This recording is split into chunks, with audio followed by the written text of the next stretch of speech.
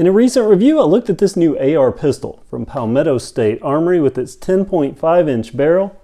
You also know that I made another review, the new upper, a 7.5 upper, this time from Bear Creek Arsenal, that I was going to put on this new pistol because I wanted something shorter and figured I could switch and swap. But that's not what this video is about.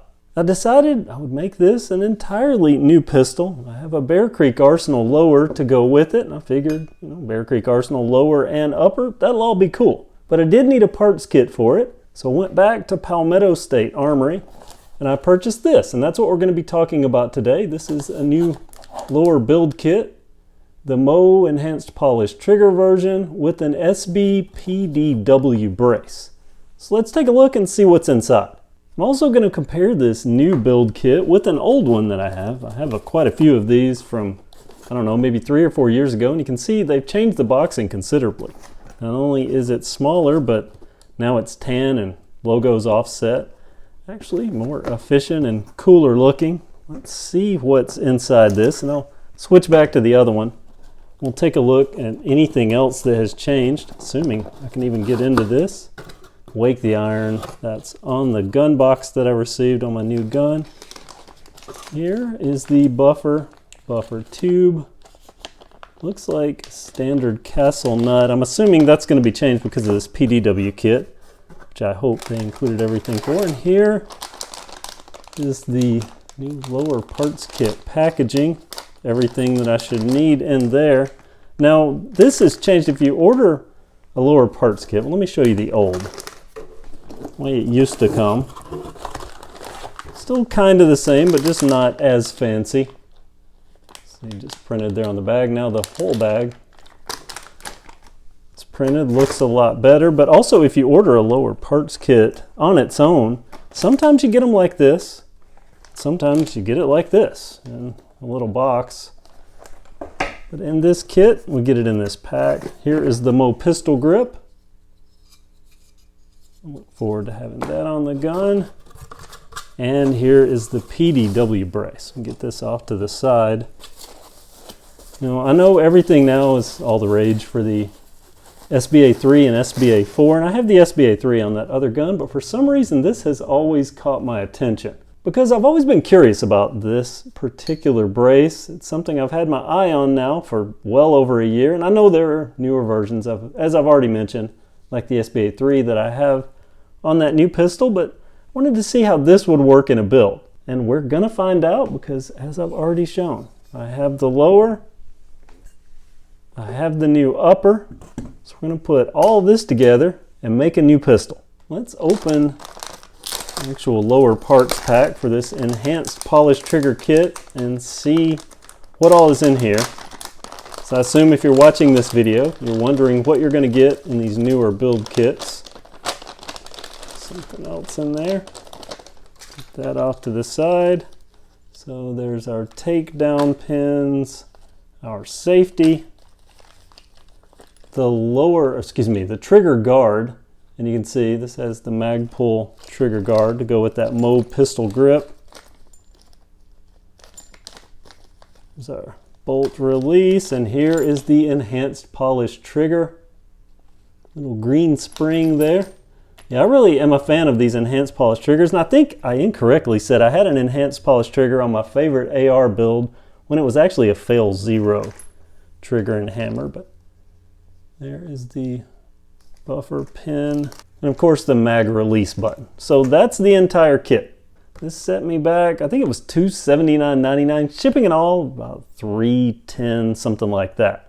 I've purchased quite a few lowers from Bear Creek Arsenal over the years, and this is a new batch, part of a new batch, and man, they have sold quite a few tens of thousands since my last purchase. And also, when you buy from Bear Creek Arsenal, you usually get a sticker. I've only had one upper where I didn't get a sticker, that 20-inch that I recently reviewed, but they're almost always these green ones. With the new lowers, I guess since I bought multiple, gave me this.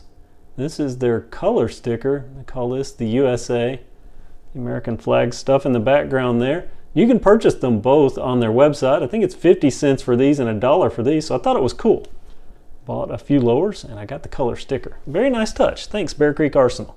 There are quite a few lower build videos on YouTube. A lot of them are pretty good, so I'm going to let those stand as the how-to. For me, I'm probably going to time-lapse this as I put all these parts on, so sit back and enjoy.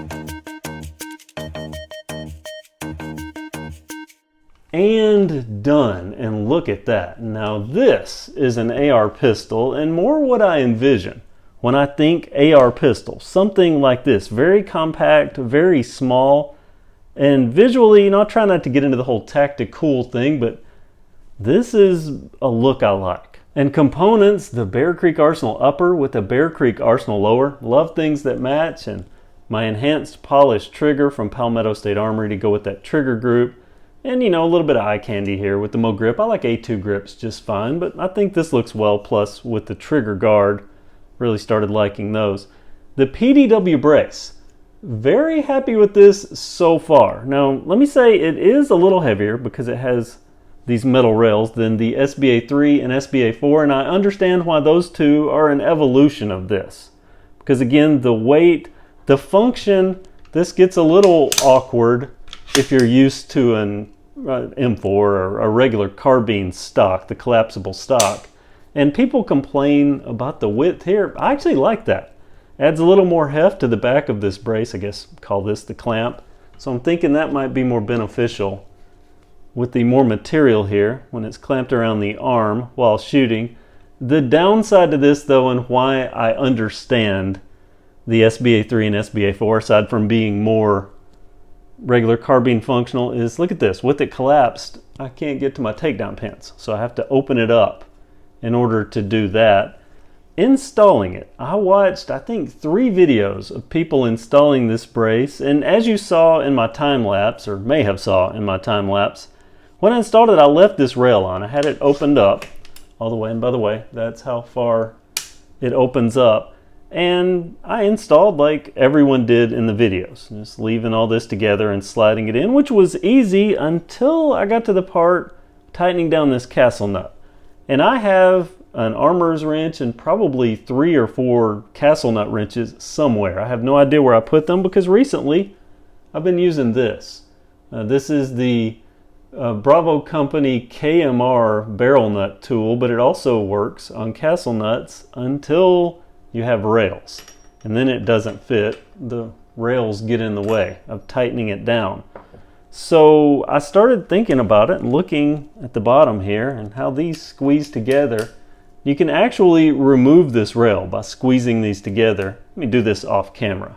Yeah, good thing I did that off camera because it's kind of cumbersome, but you can see this separates from the rest of the PDW kit, or the base of the PDW kit, again just by squeezing together those two and kind of pulling and rattling. It comes apart. And I just found this curious that so many people are making videos and leave the rails on because it's just cumbersome to work around, and this is a lot easier.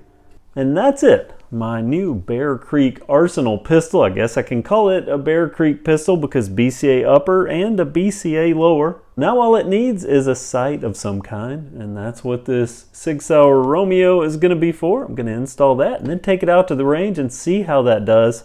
I'll do a separate review on this, and then we'll get this out to the range and hopefully do a video of that. And now, the end of this video.